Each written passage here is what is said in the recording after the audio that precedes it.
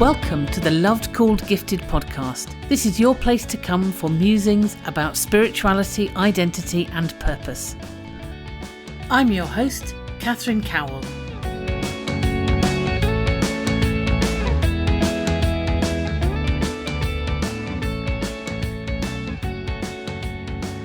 So in this episode of the podcast, I'm delighted to be joined by Alanna, who's a friend of mine, and we've known each other not for that long, a year or so. Yeah, invited into your life by my sister. Yes, bless her, who knows everybody. Yes. So we have a Tuesday morning sort of Bible study, prayer group, place to chat kind of thing for women on a Tuesday. So that's where we met. And then because you are really good at cutting people's hair. Thank you. I came and had the joy of coming and sitting in your beautiful little hair salon. Do you want to describe that for us and how you ended up with it? Yeah, it was a natural season in my life. I'd been self-employed since I was 21 and I'd done mobile hairdressing. And then I decided that I wanted to further that and do my teaching and assessing. And then I had children and everything just revolves around them. So that meant work had to. And my other half, Lee, he said he would build me a salon and we had space for that. So it was going to be a multifunctional room and I worked alongside a good friend of mine who I'd worked with at Tony and Guy for a long time. And then COVID happened and it seemed to be the sanctuary for people where there was me and there was that whole hour, there was a clean down and God just really opened that door to loads and loads of older ladies who were in a state of panic of even going into town and pressing a button that would give them a car parking ticket, knowing that they were coming into an extremely spacious place which was clean, and they trusted me to know that it could be as clean as it could be and, you know, as safe as it could be for them. And I really felt that all through the time that Lee had built me that, there was always going to be a purpose for it, a retreat, a place to come, a safe place. And I think when you're talking homes, that's what you want your home to be to your friends, your family, and anyone who's introduced into your circle of trust. So people who got to know me as a hairdresser and have stayed with me outside of COVID and further, I really find that it's a sanctuary for them and a peaceful place. And I get thanks for the haircut and thanks for the therapy as they walk out the door. And a lot of the time I call it the hot seat, but there's tissues next to it, and it's also a prayer seat. It's also a quiet time. It's also an offload. And I'm very mindful of what I can absorb and what I can give to God when someone's talking to me. But I also am really blessed knowing that I can help people. And it's not just a haircut. You know, you wear that every day and that's got to look good and it does make you feel confident. But when a problem's shared, in my eyes, it's halved. And then when I bring God into that situation, it's taken away and it's sorted out. And I have every faith in that. Yeah, it is a really tranquil space because I came and I brought my son, who is not good with hairdressers, shall we say. So the fact that we could come and there was a space where there was just you and me and him, and it was peaceful, and he really felt that kind of place of tranquility. Yeah. It's certainly an open door, and I like to be accessible to everybody and make sure everybody feels comfortable. We've got the tree swing for anybody who brings their children and just feels like, you know, they need that extra activity, because it's very hard when you have children and you want to go and have something basic done as a haircut to make yourself feel better and keep yourself looking sharp. And I thought when I originally opened the salon that would be a place for mums. That was definitely on my heart. It would be multifunctional, very welcoming, home from home place. And yeah, it's evolved massively. COVID has evolved it in lots of ways, but people see it as safe. And that to me is important. Safe with their words to me and safe with the physicality of it. In a world that is very unstable and lots of insecurities, I think finding something that's safe and someone who you can trust, those foundations I feel privileged to be a part of people's lives doing it because they're so important. Yeah. So really shining all through all of that is your sense that this is not just about a haircut, although you've also talked about the fact that that's a really important thing too, and it's a valuable thing that people come away feeling better about themselves, but that real sense that you have a calling to offer something to people which is really quite holistic. I like that sort of the fact that people say thank you for the therapy, but that's not come by chance. That's really been on your heart.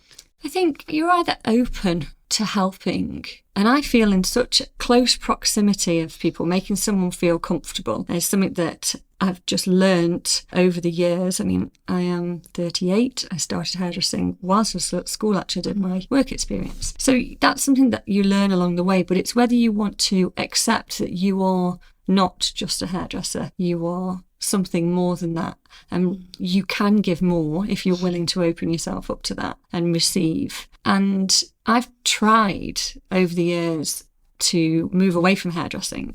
It's something that I had a very big stigma about when I was in my 20s and early 30s, to be honest. It's only really recently gone away that when people say, oh, what do you do? Oh, I'm a hairdresser. Now, not everybody can be a hairdresser, just as not everybody can do IT or be practical in lots of different ways. But I really didn't feel like it was something that I was proud of. And I've really prayed about that because I've desperately tried different avenues, and nothing fulfills what I can do and how to touch people's lives. I mean, let's face it, you're sitting in that seat and you're not going to just depart from me halfway through a haircut when your hair's wet. So I have your full attention for 45 minutes and you have my full attention for 45 minutes to an hour. And in that time, we are in a close environment. And that to me is such a privilege. I know I keep using the word privilege, but I feel so privileged that people allow me in that space, that to honour that and to respect that and to give back to that. I feel like I need to be open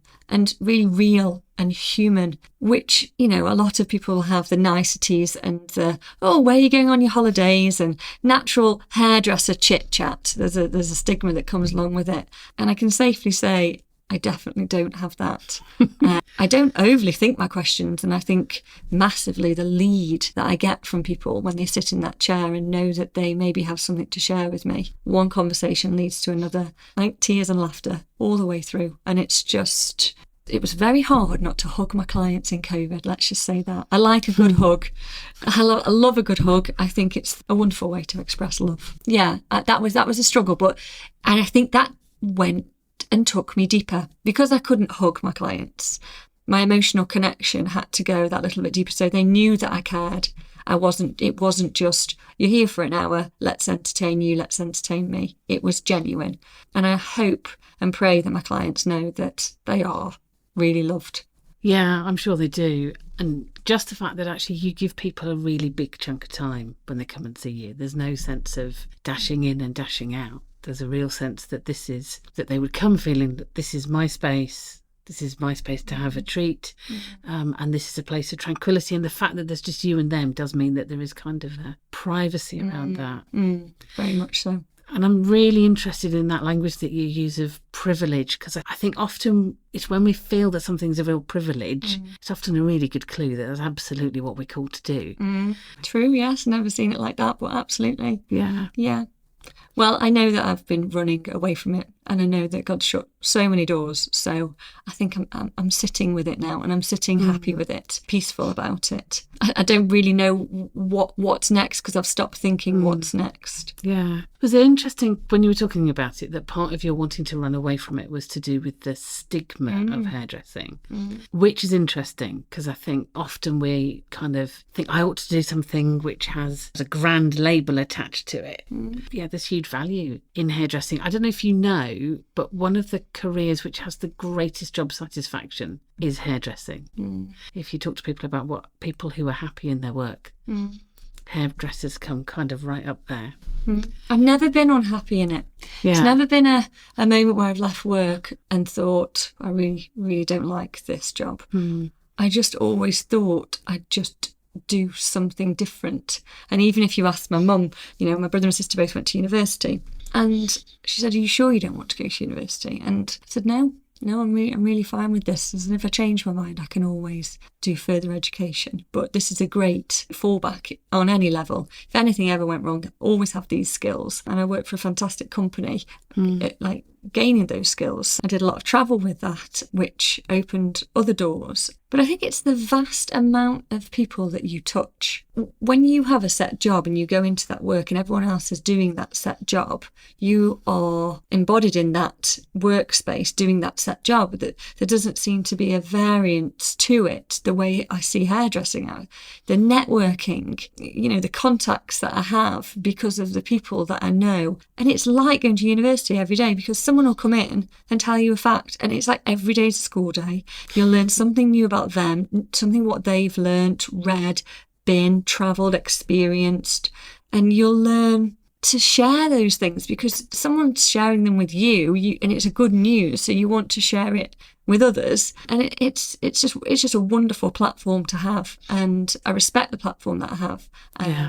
And I massively, again, feel privileged that I have it, because hairdressing isn't really something that, well, of course, if you want to go down to London and spend X amount, but most people will, in Stoke-on-Trent, for example, that's where we are right now, will pay a certain amount of money on their hair every 3 months or so. So it doesn't segregate. It doesn't, it's not just for the elite or people with money. It's for people who want to come and have their time. And I think we are a little behind on the therapy side of things. And again, that's an expense that people say, spending it on me and sitting, talking to somebody in therapy, and it's a lot of money and I take time out for it. And hairdressing, they have that therapy and they have that haircut. And I don't think a lot of people overly think that I'm not going to spend that money on me. Most people will wash and dry their hair at least once a week. So that time for them is precious. So I just feel like an added bonus for them, which is wonderful. So looking back, can you remember what it was about hairdressing that drew you to it in the first place? My mum used to have a wonderful hairdresser. Him and his partner, so Mark and Ian, they were special, they were real, they were encouraging. And in a world where you're kind of growing up and people tell you to sit still, be quiet now, don't get in the way. I never had that when I went to the salon, and I was always encouraged. Yeah, of course you want to sweep up, Alanna, of course, no problem, you carry on. And the chatter was there and the happiness in the environment. And I do think that when I went through school, I was never really an academic, and I always liked to be practical. So when I did my GCSEs, I took graphics and art, and I got an A star on my art and an A in my graphics, and everything else was C's and D's. And I thought to myself, I'll do interior design. But to do that, I would have had to go to London possibly to do my work experience. And it just happened that Tony and Guy had opened on the top of Piccadilly on a corner in Hanley. And I saw it as a very arty place. And I thought to myself, I'm just going to see if I can get a job. Like, my work experience was 2 weeks there, and then the second week I got offered a Saturday job, and then I worked all through the summer and I absolutely loved it. The boss said, would you like to come and start doing your training of an evening? And obviously I had a plethora of friends at school who were like, yeah, of course you can practice washing my hair and blow drying my hair, of course you can. So I'd bring my friends up on a Wednesday evening, and it'd just be kind of me growing up time, me having a time where I was turning into an adult and enjoying doing that, and surrounding with lots of older girls who I saw as all sisters, and I still see a lot of them now or in touch with them. And I really felt God in that moment. There was, again, the stigma of you go to a hairdresser's and everyone's a bit gossipy and a bit nasty. The girls that I worked with were we just got along. We were really professional. We got along. We respected one another's positionings. We helped one another. Again, the lady who I worked with in my salon, she was head junior, and she took me under her wing and she showed me what was what. And she put my foundations in place for good work ethic. And the training that came alongside that was Manchester. So I had to travel to Manchester. I did some competitions in London, and it grew my independence. And when you have a security in what you want to do, I think sometimes that can make you thrive. And I do worry about the generations that sit at school and say, I don't know what I want to do with my life. I really don't know. have never been in that place. So to have the empathy for that, I really try and dig for that, because I don't know. To be wondering where you're going. I really felt that I got just taken into this place, and I haven't stopped yet. So never to wonder is amazing. Yeah, there's this kind of a number of threads that you can see God working through, can't you? So that experience of your mum's hairdressers and their just who they were as people and the way they approached that, and that obviously kind of keyed into something in you, because that wasn't part of the wallpaper of your life. It was something that felt really significant. And then knowing that you had some strengths in terms of being artistic, and then this arty kind of hair salon opens up and you get a job. So there's a real kind of there's a real thread, isn't there, of both God's leading and who you are and what you bring to the world. And I can really hear how both the kind of the artiness and your love of people, and your kind of really sounds like you're somebody who kind of likes quite a bit of a social buzz. Yeah. But then when I come home, I do quite smile, because Lee's quite the quiet type. And I think to myself, I really know sometimes that God gave me Lee because he doesn't overly chatter. I've been chatting all day, so I'm ready to just silence myself, eat my food, find some peace, let someone else entertain me, TV wise, or the children. And he never pushes for that. He's quite a relaxed individual. So I think, thank goodness, I don't have a chatty husband at home, or else I think my voice box would possibly go. So yes, very extreme. I mean, my hobby is gardening if I want an escapism. Yeah. And that's it. There's no one to talk to me there. And I'm quite at peace with that. Yeah. So the other thing you've talked about is that sense of stigma that there is around hairdressing, and you talked about kind of looking for other avenues. It sounds as if you're looking for other avenues wasn't because you didn't like the hairdressing, but more because you kind of thought you ought to do something different. Yes. So just the practical side, really, I'm self-employed. It's a very arduous job sometimes, being on your feet for some 12 hours. Yeah. Something that I'm accustomed to now. In fact, sitting down for more than 2, I get itchy feet. So I always thought I'd get into something that would, give me a pension or pay me to have a holiday. That'd be fabulous. And not to take work home, because I would, if a client had shared something with me, I would mull it over and think about it. And then your phone's always there and your diary's always open. And that's a 7 days a week, because when you run your own business, you have to have that. So I just thought, maybe just to kick back and just take the pressure off. I think I create my own pressure. To be honest, I think everybody does have a choice whether they want to embody something and absorb something. And I think actually I could just say, I'm not going to. So again, COVID, as much as it turned the world upside down, made me think, I'm gonna say, no, I can't do that. And I'm going to take that time off. And also I think the children 6 and 9, they're of an age where they're going to grow up quickly and soon be independent. But they're at a beautiful age where I feel like I want to really embody myself in them. So that, as well as making me make choices about time management with things. So I'm actually finding that settling. I think it's taken a long time to settle and find a balance. I think you can constantly run without knowing and then exhaust yourself and then have 5 minutes and then get back up again. And I'm learning. Yeah. So you've found a way of getting that balance without having to leave your career. Yeah, or feel guilty. I think, again, driven by guilt a lot of the time. You should be doing this, you should be doing that. If you don't, maybe, what will that person think? But actually, the more confident I am in who I am, which I think comes with age. I think by the time I'm 40, I'll nailed it. This confidence level. Just a couple of years. Yeah. I do think that finding everything in moderation and learning to say no, not because you're being rude, but actually it's just because I need you to respect my time. I need to respect my time, because if I don't respect it, why should I expect anyone else to? Yeah. So, and I think in life and how busy it is and people's high expectations and the speed of it, it's very easy to just get swept up again. So yeah, holding your brakes sturdy is good. Yeah. And have you lost that sense of this has a stigma about it? I think so.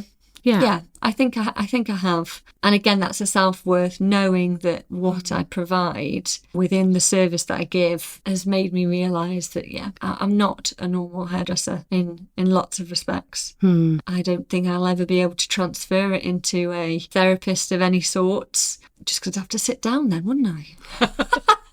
I'd just sit in one of them seats and just relax. It's just not me. I think I have a little bit of ADD. I am a busy person. I like to keep moving. So you like to be physically busy. I really do. And I think, God knew that as well. He knew that I would be able to talk and keep moving and work at the same time. It's like going to the gym, seeing your friend and working all in one. And it's amazing. Realistically, it works for me. Yeah. And maybe that's why I've never found anything that would suit. And I've searched. So unless God drops it on my lap, I'm really done with searching now. But it kind of sounds like God did drop it in your lap just quite a long time ago. He did. Yeah. It's always seasons, isn't there? And at the minute, it very much works around my children, really. Yeah. And there's lots of travelling with that involved. So I have to be flexible. Yeah. So it works. It works. Yeah. So letting go of some of those kinds of ought to, should be pressures that has enabled you to kind of say no to stuff and to get a balance, has enabled you to get that sense that you're not kind of rushed by everything that you were looking for. I think actually the balance was just allowing yourself that time. Yeah. And realising that when you do just stop, that's okay, because nothing changes particularly. Just a guilt-free stop is where you need to be. Yeah. Things resume. Nothing falls to pieces. No one decides that they don't like you just because you've had a day off. So it's good. Yeah, it's really good. Thank you, Alanna. That's brilliant. Thank you, Catherine. Hope you enjoyed this episode of the Loved Called Gifted podcast. If you'd like to get in touch, you can email lovedcalledgifted@gmail.com. You can find a transcript of this podcast at lovedcalledgifted.com, and that's also the place to go if you're interested in the Loved Called Gifted course, or if you'd like to find out about spiritual direction or coaching. Thank you for listening.